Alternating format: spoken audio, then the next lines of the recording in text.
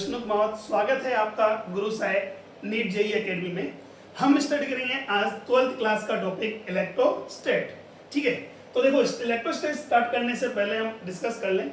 आपने 11th class में वो सब टॉपिक्स पढ़े हैं जिन टॉपिक्स को आपने एनवायरनमेंट में फील किया या एक्सपीरियंस किया है। फॉर एग्जाम्पल लाइक हमने कहा फोर्स, वर्क, हीट, टेम्परेचर्स, ठीक है, वेव्स, साउंड वेव्स। आज हम 12th क्लास में वो टॉपिक डिस्कस करेंगे जिसको हमने देखा भी नहीं है। बेसिकली हम जो डिस्कस करने वाले हैं वो रिलेटेड है किससे? चार्ज से। ठीक है, हम जो टॉपिक स्टार्ट करने वाले हैं 12th का वो टॉपिक है हमारा इलेक्ट्रोमैग्नेटिज्म। और इलेक्ट्रोमैग्नेटिज्म ये लगभग 12th क्लास की फिजिक्स की फर्स्ट बुक को कवर करता है। और कौन कौन से टॉपिक इसमें हम डिस्कस करेंगे वो आप ब्रीफ में आज हम डिस्कस करते हैं। ठीक है, चलो इलेक्ट्रोमैग्नेटिज्म वर्ड टॉपिक है वो बना है हमारे पास है दो वर्ड से। एक तो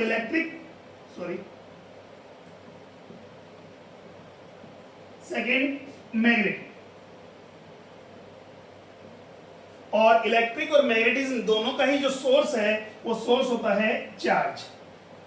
दोनों ही किससे प्रोड्यूस होते हैं? चार्ज से प्रोड्यूस होते हैं। अब देखिए इलेक्ट्रिक और मैग्नेटिक कब प्रोड्यूस होते हैं? चार्ज की हम बात करें तो हमारे पास दो पोजीशन में वो एग्जिस्ट करता है। या तो चार्ज रहेगा रेस्ट में, इन रेस्ट, अदरवाइज हम बात करें चार्ज इन मोशन। चार्ज अगर रेस्ट में होता है तो ये टॉपिक रिलेटेड होगा हमारे पास किससे? इलेक्ट्रोस्टैटिक से। देखो इलेक्ट्रो का मतलब यहाँ चार्ज से है, स्टैटिक का मतलब रेस्ट से है। जब चार्ज हमारे पास रेस्ट में है तो वो प्रोड्यूस करता है ओनली इलेक्ट्रिक फील्ड। तो इलेक्ट्रोस्टैट में बेसिकली हम जो डिस्कस करेंगे वो किसको करेंगे? इलेक्ट्रिक फील्ड को। ठीक है, नेक्स्ट हम बात करते हैं चार्ज इन मोशन। जब चार्ज मोशन में होता है तो इसे बोलेंगे हम इलेक्ट्रोडायनामिक। ठीक है, इलेक्ट्रोडायनामिक की बात करें तो हमारे पास है चार्ज मोशन दो टाइप्स हो सकता है। या तो चार्ज होगा यूनिफॉर्म मोशन में और अदरवाइज नॉन यूनिफॉर्म मोशन। या यूनिफॉर्म मोशन का मतलब हम लेके चल रहे हैं किससे? कांस्टेंट स्पीड से। चार्ज पार्टिकल जो है किससे है? कांस्टेंट स्पीड से मूव कर रहा है। तो हम बात करें जब भी चार्ज पार्टिकल कांस्टेंट स्पीड से मूव करता है तो electric field and as well as magnetic field produce करता है। ठीक है, और नेक्स्ट हम बात करते हैं नॉन यूनिफॉर्म में। तो नॉन यूनिफॉर्म में हमारे पास चार्ज हो सकता है या तो होगा वो एसिलेटेड, अदरवाइज ऑसिलेटेड। ठीक है, अब बात करते हैं जब इलेक्ट्रिक फील्ड कांस्टेंट स्पीड से मूव करता है तो इलेक्ट्रिक फील्ड और मैग्नेटिक फील्ड प्रोड्यूस करता है। ठीक है, तो यहां भी बात करें हमारे पास है ये भी तो मोशन में है तो इलेक्ट्रिक फील्ड और मैग्नेटिक फील्ड भी प्रोड्यूस होगा। बट या नॉन यूनिफॉर्म मोशन के कारण वो इलेक्ट्रिक और मैग्नेटिक फील्ड्स क्या होंगे? वेरिएबल होंगे। और जो प्रोड्यूस करते हैं किसको? EMW। ठीक है, तो यहां हम कह सकते हैं the source of EMW is the acylated और ऑसिलेटेड चार्ज पार्टिकल। क्लियर हुआ यहां तक? तो ठीक है, तो स्टार्टिंग में हम जो डिस्कस करेंगे वो करेंगे चार्ज को रेस्ट में, इलेक्ट्रोस्टैटिक्स में, इलेक्ट्रिक फील्ड, और इसमें हम डिस्कस करेंगे इलेक्ट्रिक पोटेंशियल एंड कैपेसिटर। ठीक है, उसके बाद हम डिस्कस करेंगे charge in motion. That means हम बात करेंगे करंट को, magnetic effect of current, magnetism, EMI and AC। Clear हुआ? और फाइनली हमारा जो टॉपिक होगा वो होगा EMW। ये टॉपिक में नॉलेज हमारे पास किसका? इलेक्ट्रोमैग्नेटिज्म का। तो हम ज्यादा लेट नहीं करते हुए स्टार्ट करते हैं किसको? इलेक्ट्रोस्टैटिक्स को। ठीक है, हाँ हमारा टॉपिक है आज इलेक्ट्रोस्टैटिक्स। देखो एक्चुअल में इलेक्ट्रोस्टैटिक्स क्या है? फिजिक्स की ब्रांच है जो डील करती है किसके साथ? Charge in rest. ठीक है, और इसमें हम डिस्कस करेंगे किसको? चार्ज को। Then after properties and types of charges. Next force between charges, electric field and potential due to charges.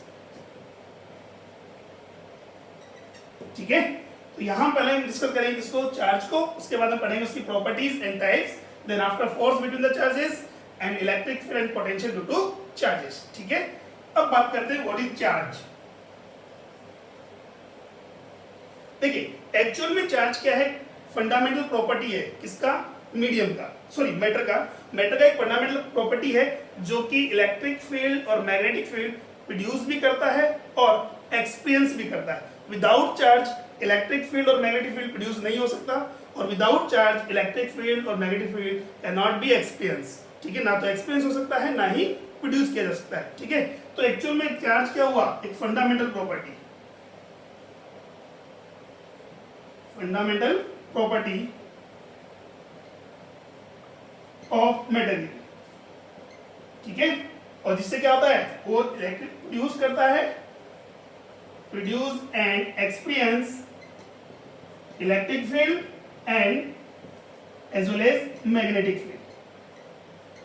Clear हो यहां तक? अच्छा ठीक है, नेक्स्ट हम बात करते हैं चार्ज। चार्ज का यूनिट, चार्ज को मेजर किस में करते हैं या मेजरमेंट किस में होता है इसका, तो चार्ज को मेजरमेंट करते हैं ऐसा यूनिट के अकॉर्डिंग, इसका यूनिट है हमारे पास ऐसा यूनिट सिस्टम में, वो है कूलम। क्या है, कूलम। द ऐसा unit of charge is coulomb, और कूलम को हम डिनोट करते हैं किससे, सी से। क्लियर हुआ? और 1 coulomb can be right 1 ampere into second, 1 ampere into second. ये है किसका, चार्ज का ऐसा यूनिट। इसके बाद हम बात करते हैं सीजीएस यूनिट। तो सीजीएस यूनिट हमारे पास होगा दैट इज स्टेट कूलम, इसको डिनोट करते हैं किससे, ESU, 1 स्टेट कूलम। ठीक है, और इसको डिस्कवर किया था किसने, फ्रैंकलिन ने, इसलिए इसको हम फ्रैंकलिन यूनिट भी कहते हैं। और ये हमारे पास क्या है, smallest unit of charge, smallest unit of charge. ठीक है, अब स्मॉलेस्ट यूनिट का वैल्यू कितना होता है, तो 1 कूलम में 3 × 10⁹ स्टेट कूलम होते हैं। क्लियर हो यहां तक? ESU क्या है हमारे पास, सीजीएस यूनिट है किसका, चार्ज का है, और ये क्या है, स्मॉलेस्ट यूनिट है किसका, चार्ज का, और 1 कूलम इक्वल टू होता है कितना, 3 × 10⁹ ESU के। क्लियर है यहां तक? अच्छा ठीक है, अब बात करते हैं अगर ये स्मॉलेस्ट यूनिट है तो लार्जेस्ट यूनिट भी होना चाहिए। अब बात करें लार्जेस्ट यूनिट क्या होती है, लार्जेस्ट यूनिट ऑफ चार्ज होता है, वो होता है फेराडे। क्या होता है, फेराडे। अब फेराडे का वैल्यू कितना है, 1 फेराडे जो होता है वो इक्विवेलेंट होता है किसके, charge of 1 mole electron, 1 mole electrons. ठीक है, और इसका वैल्यू आता है हमारे पास approx 96,500 coulomb. It is the largest unit of charge. Clear हुआ? स्मॉलेस्ट यूनिट होगी हमारे पास, लार्जेस्ट यूनिट होगी। बेसिकली हमारे पास जो यूज में होगा वो हम केवल यूज करेंगे ऐसा यूनिट में coulomb and second state coulomb. ये बहुत कम यूज होता है, केवल एक नॉलेज के लिए पूछा जाता है कि इस लार्जेस्ट यूनिट ऑफ चार्ज क्या है, दैट इज फेराडे।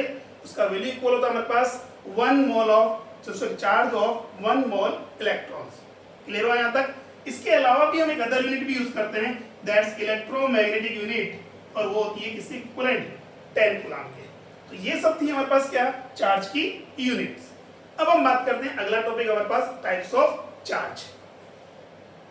देखिए, तो अब हमारा टॉपिक है टाइप्स ऑफ चार्ज।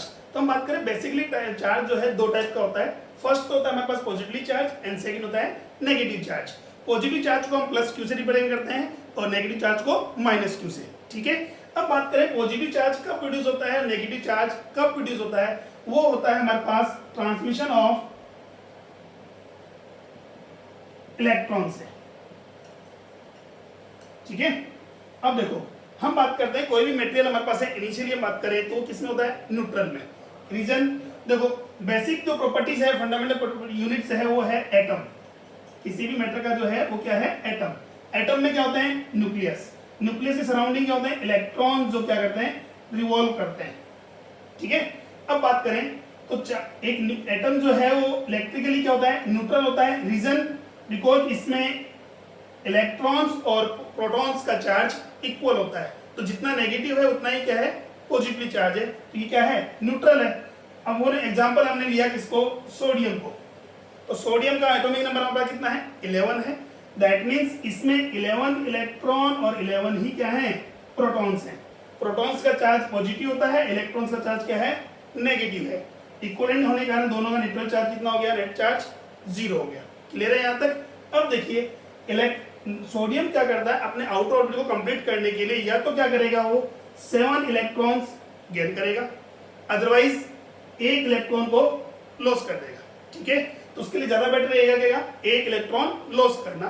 तो जैसे ही वो 1 इलेक्ट्रॉन लॉस करता है, उसके पास क्या होंगे, 10 इलेक्ट्रॉन्स होंगे और 11 क्या होंगे, प्रोटॉन्स होंगे। क्लियर हुआ। दैट मींस इफेक्टिव चार्ज पर कितना आएगा, पॉजिटिव। तो यहां बात करें, जब भी कोई मैटर बात करें या सब्सटेंस जो है इलेक्ट्रॉन लूज करता है तो क्या होता है, पॉजिटिवली चार्ज होता है। ठीक है, ऐसे एक एग्जांपल हम बात करें, सेकंड एग्जांपल। फॉर एग्जांपल हमने लिया क्लोरीन को। क्लोरीन का एटॉमिक नंबर हमारे पास कितना होता है, 17 होता है। 17 की हम बात करें तो हमारे पास है ये न्यूक्लियस है,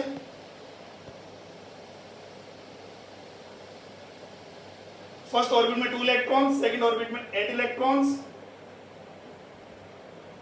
एंड थर्ड ऑर्बिट में हमारे पास है 7 इलेक्ट्रॉन्स। अब ये अपने आउटर ऑर्बिट को कंप्लीट करने के लिए क्या करेगा, 1 इलेक्ट्रॉन गेन करेगा। तो जैसे ही वो 1 इलेक्ट्रॉन गेन करेगा, अब उस इफेक्टली देखा जाए उस पर 18 इलेक्ट्रॉन्स और 17 क्या होंगे, प्रोटॉन्स है। तो इफेक्टली उसमें चार्ज कितना हो गया, नेगेटिव चार्ज। क्लियर है। दैट में हमें कहें, जब भी कोई सब्सटेंस क्या है इलेक्ट्रॉन गेन करता है तो उस पर नेगेटिवली चार्ज आता है, और जैसे ही वो इलेक्ट्रॉन लूज करेगा उस पर क्या आएगा, पॉजिटिवली चार्ज आएगा। इसका मतलब क्या हुआ, the source of the charge is transmission of electron. अब हमारे माइंड में क्वेश्चन आता है, सर इलेक्ट्रॉन को ही क्यों, इक्विवेलेंट चार्ज में बात करें प्रोटॉन भी तो होता है, तो प्रोटॉन का ट्रांसमिशन क्यों नहीं होता। तो हम ये बात करें, इलेक्ट्रॉन किसी एटम में न्यूक्लियस के सराउंडिंग ऑर्बिट्स में रिवॉल्व करता है, उस पर जो न्यूक्लियस का अट्रैक्शन बॉन्ड है या फोर्स जो है वो कंपेयर टू किसके, प्रोटॉन के अट्रैक्शन बॉन्ड से क्या होता है, कम होता है। या ये बात करें, प्रोटॉन्स क्या है, न्यूक्लियस के अंदर होता है, और वहां से हम बात करें इसको इलेक्ट्रॉन प्रोटॉन्स को निकालना थोड़ा मुश्किल, ऐसा नहीं कह सकते, पॉसिबल नहीं है। न्यूक्लियस भी ब्रेक हो सकता है, प्रोटॉन रिमूव हो सकते हैं, बट उसके कंपेरिजन में इलेक्ट्रॉन को निकालना ज्यादा इजी है। इसको एक एग्जांपल समझते हैं। सपोज करो ये आपकी फ्रेंड का कोई घर है, ठीक है, और फर्स्ट सिचुएशन में आपका जो फ्रेंड है आप अपने घर के मेन गेट पर है, और सेकंड सिचुएशन में वो घर के अंदर रूम के अंदर बैठा हुआ है। ठीक है, आपको उसे खेलने के लिए कॉल करना है, तो कौन से सिचुएशन में उसको कॉल करना ज्यादा इजी रहेगा। देखिए, एक फर्स्ट केस में तो कहां पर, वो मेन गेट पर है, सेकंड केस में वो घर के अंदर रूम के अंदर बैठा हुआ है। ठीक है, तो ज्यादा इजी कब रहेगा, जब वो मेन गेट पर यही है, और ज्यादा टिपिकल कब होगा, जब वो रूम के अंदर से उसको बुला के लाना है। क्लियर हुआ। यही रीजन हमारे पास ऐसे काम करता है किस पर, एटम में इलेक्ट्रॉन्स और प्रोटॉन्स पर। प्रोटॉन्स कहाँ है, रूम के अंदर बैठा हुआ है, जबकि हम बात करें इलेक्ट्रॉन्स कहाँ है, आउटर गेट के ऊपर बैठा हुआ है। क्लियर है, तो वहां से उसको ऐड करना और रिमूव करना ज्यादा इजी है। क्लियर हुआ यहाँ तक। तो इलेक्ट्रॉन्स की एक्सिस के कारण तो नेगेटिव चार्ज प्रोड्यूस होता है, और हम बात करें डेफिशिएंसी ऑफ इलेक्ट्रॉन्स प्रोड्यूस है पॉजिटिव चार्ज। क्लियर हुआ। चलो नेक्स्ट देखते हैं हम। हाँ बेटा, नेक्स्ट टॉपिक है हमारा प्रॉपर्टीज ऑफ चार्ज।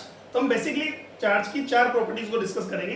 फर्स्ट करेंगे हम एडिडिटी ऑफ चार्ज, सेकंड करेंगे हम कंजर्वेशन ऑफ चार्ज, थर्ड हमारे पास होगा quantisation of charge, and finally fourth हमारे पास होगा फोर्स बिटवीन द चार्जेस। तो देखिए, हम स्टार्ट करते हैं फर्स्ट एडिडिटी का। देखिए, कोई सब्सटेंस हमारे पास है, इस सब्सटेंस में सपोज करो इंडिविजुअली 2 और मोर देन 2 चार्जेस अवेलेबल है, like this Q1, Q2, Q3, Q4 and ऐसे ही Q5 हमारा चार्जेस है। Then finally charge, the net charge on the substance is defined as the algebraically sum of the individual charges which are present at that substance. That means summation Q is defined as the Q1 plus Q2 plus Q3 plus Q4 and as well as Q5. Clear हुआ यहाँ तक। अच्छा ठीक है, यहाँ बात करें algebraic sum क्यों। देखिए बेटा, किसी भी क्वांटिटीज को ऐड करने के लिए 2 टाइप के सम यूज करते हैं। एक तो करते हैं हम एल्जेब्रिकली सम, सेकंड यूज होता है हमारे पास vector sum. Algebraic sum use होता है स्केलर क्वांटिटीज के लिए, और वेक्टर सम होता है हमारे पास वेक्टर क्वांटिटीज के लिए। तो यहाँ हमारे पास जो चार्ज है वो चार्ज कौन सी क्वांटिटी है? स्केलर क्वांटिटी है। कौन सी क्वांटिटी है? स्केलर क्वांटिटी है। इसीलिए हम बात करें यहाँ जो हम यूज करते हैं वो कौन सा सम यूज करते हैं? अलजेब्रिक सम यूज करते हैं। क्लियर हुआ यहाँ तक? तो हम ये डिफाइन करें, according to the additivity of the charges the net charge on the substance defined as the algebraic sum of the individual charges which are present at that substance. Clear हुआ यहाँ तक? चलो नेक्स्ट हम बात करते हैं कौन सेकंड टॉपिक हमारे पास है कंजर्वेशन ऑफ चार्ज। हाँ बेटा, नेक्स्ट टॉपिक हमारे पास है या नेक्स्ट प्रॉपर्टी हमारे पास चार्ज की है वो है कंजर्वेशन ऑफ चार्ज। अब कंजर्वेशन ऑफ चार्ज का मतलब जैसे हमने पढ़ा है एनर्जी कंजर्वेशन लॉ, क्या भाई energy can not be produce और डिस्ट्रॉय, सेम उसी टाइप से हम बात करते हैं the net charge on the isolated system. देखो बेटा यहाँ रखना, isolated system, the net charge on the isolated system remains constant, it can not be produce और destroy but it can be transfer from one substance to another substance. इसके लिए हम example देखते हैं। फॉर एग्जांपल हमारे पास कोई भी एक आइसोलेटेड सिस्टम है, ठीक है, यहाँ हम इंडिविजुअल हम बात करेंगे A B C and D, 4 block रखे हुए हैं आपके पास, ठीक है। ए ब्लॉक हमारे पास कंटेन करता है कितना चार्ज? -2 कूलम। सेकेंड ब्लॉक जो हमारे पास है वो कंटेन कर रहा है हमारे पास है +3 कूलम। थर्ड कर रहा है हमारे पास है +4 कूलम एंड -1 कूलम। क्लियर हुआ? इस बॉक्स को हम बात करें बहुत अच्छी तरह मैंने हिलाया और वापस को स्टेबलाइज किया तो हम देखते हैं कि ए ब्लॉक जो है या बॉक्स जो है वो कंटेन कर रहा है -1 कूलम, बी ब्लॉक जो कर रहा है वो कर रहा है हमारे पास है +5 कूलम, सी ब्लॉक जो कर रहा है हमारे पास कर रहा है -3 कूलम। तो बताइए डी ब्लॉक पर चार्ज कितना होगा? यहां हम बात करें डी ब्लॉक पर चार्ज कितना होगा। तो देखिए क्या ये बॉक्स जो हम बात करें वो एक आइसोलेटेड सिस्टम है? बिल्कुल है। तो यहां से ना तो ये एक्स्ट्रा चार्ज कोई गेन कर रहा है, ना ही एक्स्ट्रा चार्ज क्या कर रहा है? लूज कर रहा है। तो इस आइसोलेटेड सिस्टम का देखा जाए तो टोटल चार्ज क्या होगा? कंजर्व रहेगा। That means initial charge must be equal to final charge. Clear हुआ? Initial charge must be equal to final charge. अब इनिशियल चार्ज की हम बात करें तो क्या चार्ज हमारे पास? इंडिविजुअल एडिटिव चार्ज का प्रॉपर्टीज यहाँ अप्लाई करेंगे। -2 coulomb +3 coulomb +4 coulomb -1 coulomb must be equal to -1 coulomb +5 coulomb -3 coulomb and इसको हमने क्या कंसिडर किया है? x coulomb. क्लियर हुआ? इस प्रॉपर्टीज का यूज करते हम क्या करते हैं? x की वैल्यू कैलकुलेट कर सकते हैं। कैसे? देखो कितना हुआ? 3 से 3 कैंसिल आउट हो गया। नेट चार्ज कितना हो गया? +4। यहाँ बात करें कितना हो गया? +4 equal to 5 - 4 1 plus x equal to 3 coulomb. Clear है यहाँ तक? ठीक है। इसका मतलब बात करें the net charge on the isolated system remains constant. Clear हुआ? It can not be produce और डिस्ट्रॉय। ठीक है। नेक्स्ट टॉपिक हमारा होगा क्वांटिजेशन। हाँ बेटा, नेक्स्ट हमारा है क्वांटिजेशन ऑफ चार्ज। अब देखिए हमने बात की थी चार्ज जो है वो प्रोड्यूस होता है due to transmission of electron से। तो हम बात करते हैं सपोज करो मेरे पास कोई भी एक सब्सटेंस है, ठीक है। अब वो क्या करेगा? या तो 1 इलेक्ट्रॉन गेन करेगा, अदरवाइज 2 इलेक्ट्रॉन गेन करेगा, या फिर हम बात करें तो करेगा 3 इलेक्ट्रॉन गेन करेगा। इस टाइप से हम बात करें अगर 1 इलेक्ट्रॉन वो गेन करता है तो उस पर चार्ज कितना होगा? -e। ठीक है। नेगेटिव क्यों? बिकॉज इलेक्ट्रॉन क्या हो रहे हैं? एक्सिस हो रहे हैं हमारे पास। सेकंड हम बात करें -2e। थर्ड 3 इलेक्ट्रॉन गेन करता है तो -3e। इसी टाइप से सपोज करो n इलेक्ट्रॉन्स को गेन करता है तो उस पर चार्ज कैसा आएगा? -ne। क्लियर हुआ? इसी बात से हम बात करें सपोज करो ये इलेक्ट्रॉन गेन ना करके इलेक्ट्रॉन लॉस कर रहा है, ठीक है। अगर 1 इलेक्ट्रॉन लॉस करता है तो उस पर चार्ज कितना प्रोड्यूस होगा बेटा? वो होगा +1e। कितना होगा? +1e। अब 2 इलेक्ट्रॉन अगर लूज करेगा तो +2e। इसी टाइप से हम बात करें सिमिलरली हम बात करें तो उस पर मैक्सिमम चार्ज कितना हो सकता है? +ne। क्या ऐसा पॉसिबल है कि भाई चार्ज हम बात करें इलेक्ट्रॉन की जगह वो करता है 2.5 इलेक्ट्रॉन गेन करे, या अदरवाइज हम बात करें 2.5 इलेक्ट्रॉन लॉस कर दे? Not possible. ठीक है। तो इलेक्ट्रॉन या तो गेन करेगा तो क्या करेगा?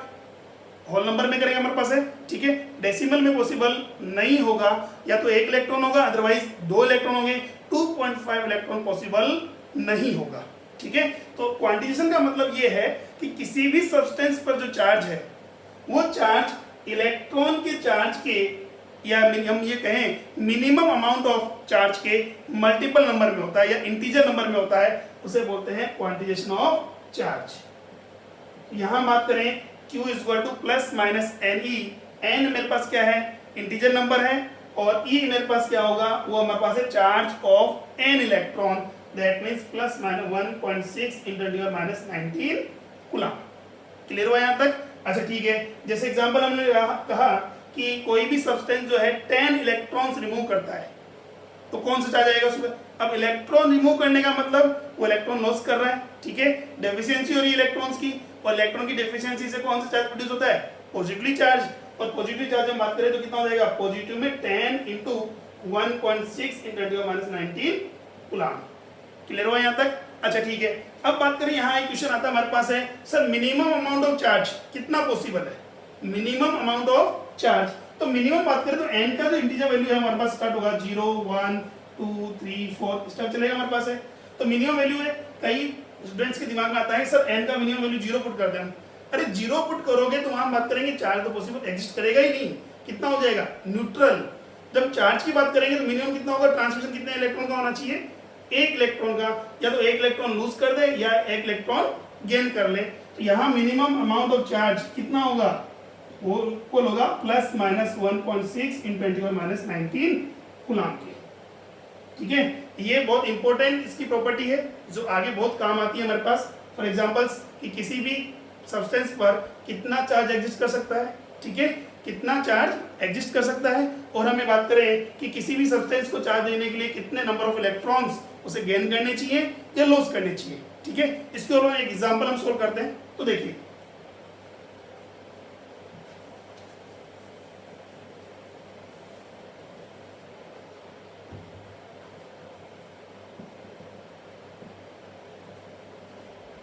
if n substance gain 50 electrons, then calculate net charge on that substance। ठीक है, तो यहां बात करें, यहां हम यूज करेंगे किसकी प्रॉपर्टी को? चार्ज की क्वांटिजेशन प्रॉपर्टी को। तो यहां हमारे पास फॉर्मूला क्या होगा? Q is equal to plus minus n. तो यहां बात करें प्लस माइनस जो साइन है वो डिपेंड करता है किस पर? ट्रांसमिशन ऑफ इलेक्ट्रॉन्स पर, कि इलेक्ट्रॉन ट्रांसमिट हो, इलेक्ट्रॉन गेन करेगा तो हमारे पास नेगेटिवली चार्ज आएगा, इलेक्ट्रॉन लॉस करेगा तो पॉजिटिवली चार्ज आएगा। तो यहां बात करेंगे कितने इलेक्ट्रॉन? 50 इलेक्ट्रॉन्स क्या कर रहा है? वो गेन कर रहा है, दैट मींस इलेक्ट्रॉन्स क्या हो रहे हैं? एक्सिस हो रहे हैं, तो कौन सा चार्ज आएगा उसके ऊपर बेटा? उस पर चार्ज आएगा सर नेगेटिवली चार्ज। क्लियर हुआ? कितने नंबर ऑफ इलेक्ट्रॉन्स कितने हैं सर? 50, और ई क्या है? Charge of an electron. तो यहां बात करेंगे चार्ज ऑफ एन इलेक्ट्रॉन की वैल्यू कितनी है? 1.6 10 माइनस 19 कूलम। क्लियर हुआ? यहां हम सोल्व करें तो कितना आएगा? माइनस का 80 इंटू 10 माइनस 19 कूलम। क्लियर हुआ? अच्छा, इसी सीक्वेंस में एक एग्जांपल और देखें हम। Can we give 1.6 into 10 minus 20 coulomb charge to any substance? Yes or no? यहां बात करें can we give 1.6 into 10 minus 19 coulomb charge to any substance? तो देखिए किसी भी सब्सटेंस को कितना अमाउंट चार्ज दे सकते हैं हम नहीं, वो डिपेंड करता है इंटीजर वैल्यू ऑफ इलेक्ट्रॉन्स की बात करें। तो अगर n जो हमारे पास है, फॉर्मूला बात करते हैं, क्वांटिटेशन का फॉर्मूला क्या है? Q is equal to plus minus n e. अगर n हमारे पास इंटीजर नंबर में आ रहा है दैट मींस चार्ज में बी पॉसिबल। ठीक है, तो यहां बात करेंगे तो देखिए n की वैल्यू डिफाइन करें तो q बाय e कितना होगा? q by e। q का वैल्यू गिवन है कितना? 1.6 10 माइनस 19 20 10 माइनस 20, और यहां 1.6 10 माइनस 19 कूलम। तो कूलम से कूलम क्या हो गया? कैंसिल आउट हो गया। तो यहां बात करें 1.6 से 1.6 भी कैंसिल आउट हो गया, कितना हुआ? 10 माइनस 1, कितना बचेगा हमारे पास? 10 माइनस 1। अब बात ये क्या ये जो 1 इंटू 10 माइनस 1 है वो एक इंटीजर वैल्यू है? No, it is a decimal number, is defined as 0.1। तो हमने क्या बोला है? चार्ज में हम बात करें किसी भी सब्सटेंस पर जो चार्ज होगा वो एक इलेक्ट्रॉन के चार्ज के इंटीजर मल्टीपल में होना चाहिए, बट यहाँ तो n क्या है मेरे पास? है डेसिमल वैल्यू आ गई, दैट मीन्स ये चार्ज पॉसिबल नहीं है। We can not give 1.6 in 10 minus 20 coulomb charge to any substance. Clear हुआ यहाँ तक? ठीक है, अब इसके ऊपर एक लास्ट एग्जांपल हम सोल्व करते हैं। वो देखिए हमारे एनसीईआरटी का एग्जांपल हमारे पास है, calculate the numbers of electrons in 250 gram water और H2O।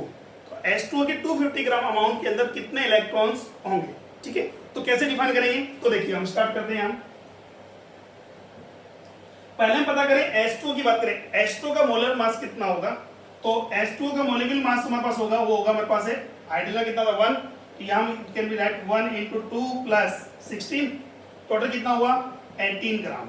कितना है हमारे पास है 18 ग्राम। और H2O का अमाउंट कितना गिवन है आपको 250। ये हमारे पास है अमाउंट ऑफ 1 मोल H2O, ठीक है। तो नंबर ऑफ मोल्स की बात करें, नंबर ऑफ मोल्स कितने होंगे हमारे पास। अब नंबर ऑफ मोल्स का फॉर्मूला हमारे पास क्या होता है, given mass upon molar mass, यही है। तो हम बात करें given mass upon molar mass, तो ठीक है। तो नंबर ऑफ मोल्स की हम बात करें कितना हुआ 18 ग्राम, सॉरी 250 ग्राम अपॉन 18 ग्राम, क्लियर हुआ। तो नंबर ऑफ मोल्स कितने होंगे हमारे पास 250/18।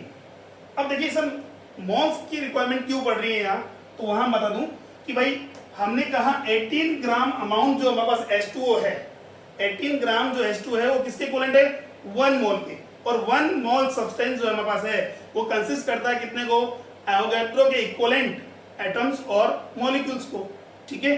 तो यहाँ बात करेंगे तो यहाँ 18 ग्राम H2O में कितने मॉलिक्यूल्स होंगे, वो होंगे एवोगैड्रो के इक्वल, दैट मींस Na 6.023 × 10⁻23।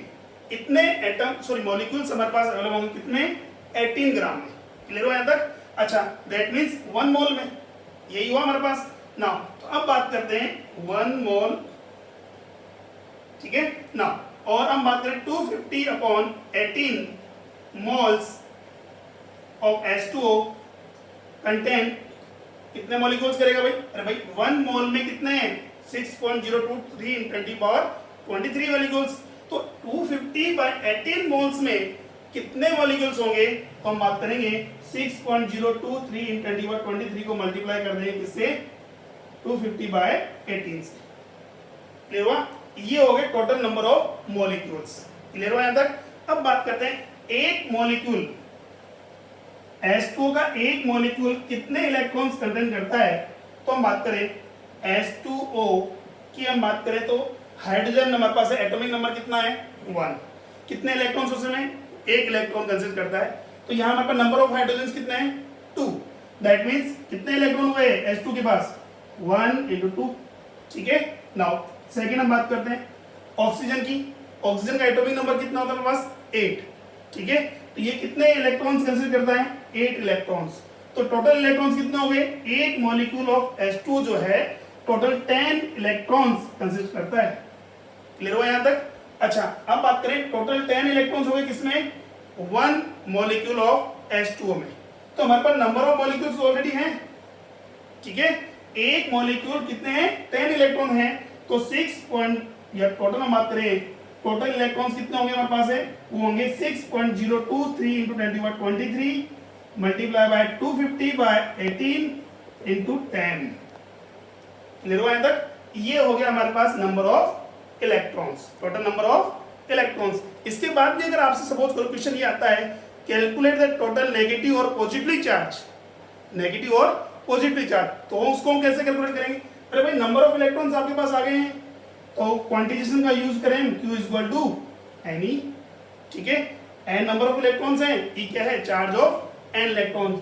अगर पॉजिटिव चार्ज अगर क्वेश्चन में पूछा जाए तो आप इससे मल्टीप्लाई कर दो किससे +1.6 × 10⁻19 से, और नेगेटिव चार्ज अगर आपको कैलकुलेट करना हो उसको मल्टीप्लाई कर देंगे -1.6 × 10⁻19 कूलम से, क्लियर हुआ यहाँ तक, ठीक है। तो आज के लिए इतना ही है, बाकी हम कल डिस्कस करेंगे इसकी force between the charges properties में, और उसके बाद हम बात करेंगे कूलम्स लॉ, क्लियर है यहाँ तक। चलो ठीक है, थैंक यू।